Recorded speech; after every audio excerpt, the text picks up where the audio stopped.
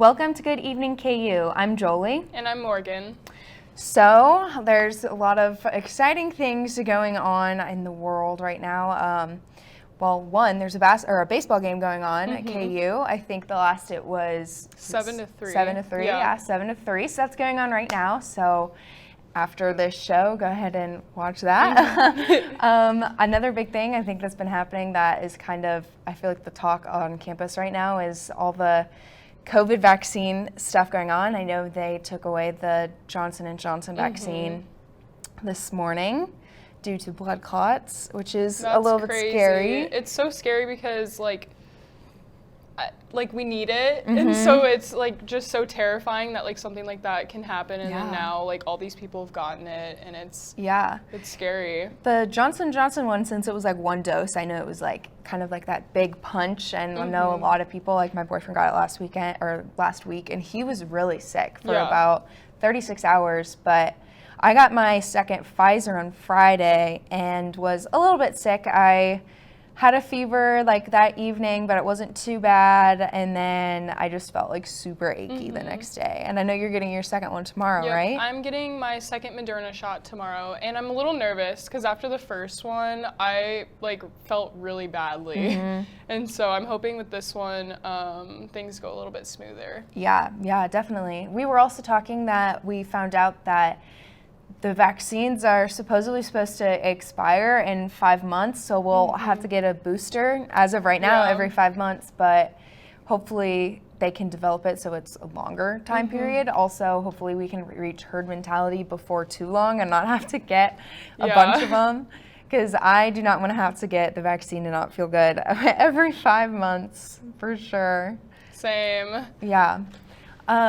I guess the other, I'm hoping it gets better before next semester. Yeah. And speaking of next semester, I know everyone's enrolling right now. I enrolled for my classes next semester. Me too. Are you ready for this semester to end and I am so ready for this semester to end. I really want to go on a trip this summer because since we didn't get a spring break, my mental health, I just need a break, and so I am so ready for school to be done, and I'm really excited for my classes next year because I've been taking 18 credit hours every single year, every semester, and so I'm finally at 15 next fall, and so I'm so excited to finally have free time and to just relax. Yeah, that's really nice. Because you're also double major currently, right? So I'm also double major, and my advisor always told me to keep at 15, and so this summer, I have to take 9 credit hours, which I'm not looking forward to, but I'm excited to get the 3 classes out of the way and then kind of have more relaxed schedule during next semester. And it'll be nice because you and I are in the same photo studios next semester and probably similar journalism classes. Yeah, so that'll be good. Definitely. All right, I think we're going to go to break, and when we return, we'll have the news.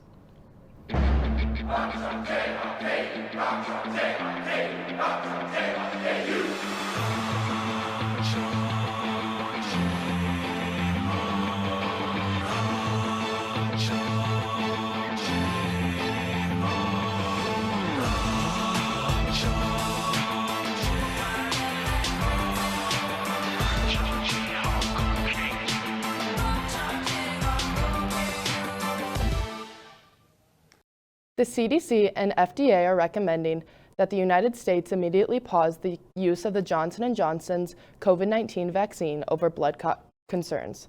The 6 reported cases of clots were among the more than 6.8 million doses of the Johnson & Johnson vaccine administered in the U.S., and all occurred to women between 18 and 48. The CDC will hold a meeting on Wednesday to further review these cases and assess their potential significance.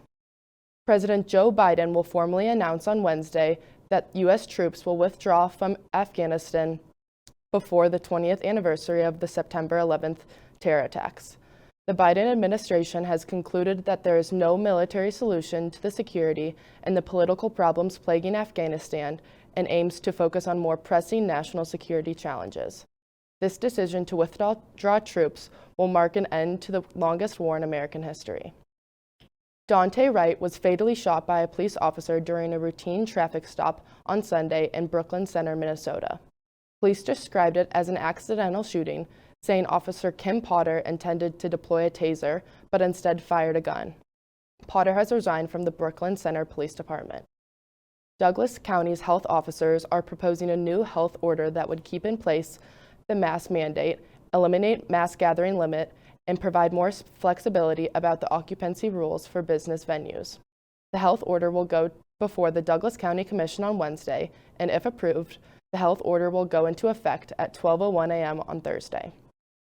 University of Kansas architecture graduate students and Professor Dan Rockhill are in the midst of building a sustainable housing project at the Lawrence Community Shelter. The project will consist of 12 temporary housing students made out of recycled shipping containers and will be placed next to the shelter's main building. The construction is on track and is expected to have its grand opening during KU's graduation weekend of May 15th. Kansas freshman Bryce Thompson announced his intention to enter the transfer portal earlier this morning. The former Jayhawks' freshman season at Kansas was disturbed by injuries, and he never found the kind of rhythm that Kansas coach Bill Self said he believed he would have without the injuries. Thompson is the fifth player from KU's 2020-2021 roster to enter the transfer portal this offseason. And for more in sports, let's throw it over to Lily. Thanks, Grace. Match number 10 Baylor yesterday, falling 4-3 at the Jayhawk Tennis Center. Kansas has now dropped 4 matches in a row and will close out the regular season with home matches against Oklahoma and Oklahoma State this Friday and Sunday. Bad weather forced the men's pole vault competition at the Tom Boats Invitational in Columbia, Missouri to move inside. But that didn't stop Zach Bradford from breaking his school record. Bradford cleared 19 feet 3/4 of an inch to become the #1 performer in NCAA history. Kristen Bryant won the women's pole vault with a mark of 12 feet 10 inches. Freshman Tavion Josenberg went 6 for 6 on Saturday to lead the baseball team to an 8-7 extra inning victory over Oklahoma. Unfortunately, the Sooners won the series, taking 2 out of the 3. The Jayhawks are now 18-13 overall and are scheduled for 5 games at home this week. Air Force will be at Hoagland Ballpark on Tuesday and Wednesday, with Baylor set for a weekend series. And currently, KU baseball is up 7-4 in the top of the 4th inning. This is the first game of the series against the Air Force, and they will play again tomorrow at 1 p.m. The softball team took 2 out of 3 from Kansas City this weekend to raise their record to 19-15. The Jayhawks will play Missouri on Tuesday in Columbia before returning to Oroka Ballpark for a weekend series against Texas Tech. In basketball, with Bryce Thompson announcement earlier today, there are now 7 players who are looking to move on from Kansas athletics. Junior Ochai Abachi and redshirt freshman Jalen Wilson each said they were going to explore their opportunities in the NBA draft, while earlier this week, freshman Latrell Jossel joined Tristan Anaruna, Tanyan Grant Foster, and Jethro Muscadine in the transfer portal. Neither Abachi nor Wilson will hire an agent, meaning they can return to KU if they don't think they will be drafted. And that will do it for sports. After the break, Halen will be back with the weather. You may not hear it at first, but it's there. Our chant, rising.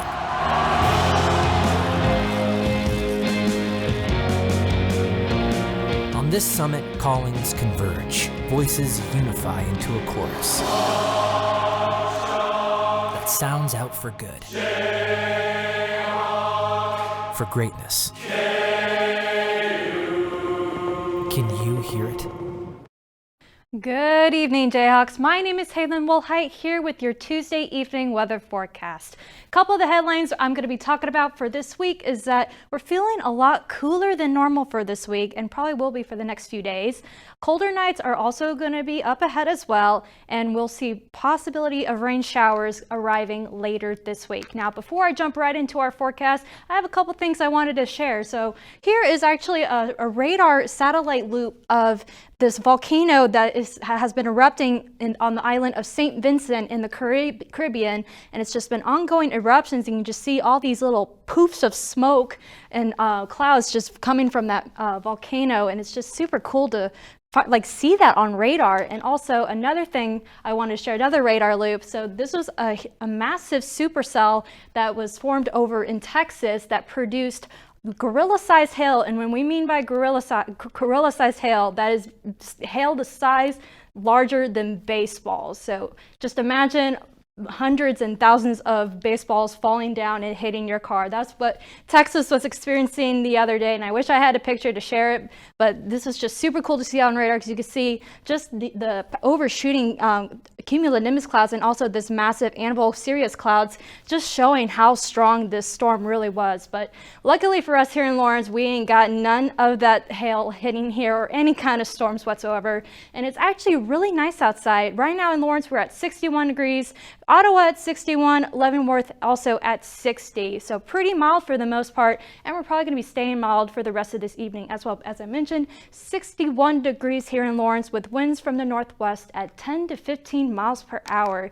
And again, the satellite showing right now, there's few clouds still sticking around, and we're seeing a little bit more of cloud coverage moving into our area, and more than likely that is going to be moving into our area, moving into the night hours as well. As we see by 7 o'clock, things are going to get pretty overcast, but then it'll start turning more to mostly cloudy as we move on into the night, and we'll be bottoming out at about 37 degrees with winds from the northwest at 5 to 10 miles per hour. So we're really close. We're getting closer to 32 degrees, that freezing mark. So frost is a factor for tonight. So if you have any plants, definitely want to put a blanket over that just in case if that frost does arrive later in the morning hours of Wednesday. Now for tomorrow, Wednesday, 59 degrees is our high with winds from the north at 5 to 10 miles per hour. Another pretty pleasant day for us on campus. And we're going to be staying pretty mild and pleasant for the most part for the rest of this week up until Friday when we finally reach 50 degrees with a 60% chance of rain showers. Now I will mention too, this rain will not be moving in for Friday. It will actually move in towards Thursday night and continue more into Friday and Friday night as well. But that rain system will move out for the weekend, and we're left pretty cooler at 54 degrees as our high on Saturday, but we'll still be climbing back up into the 60s for the rest going into next week. That is all I have for this week's weather forecast. Thank you for tuning in to Good Evening KU tonight. We will be back next week. Have a good evening and stay safe, Jayhawks.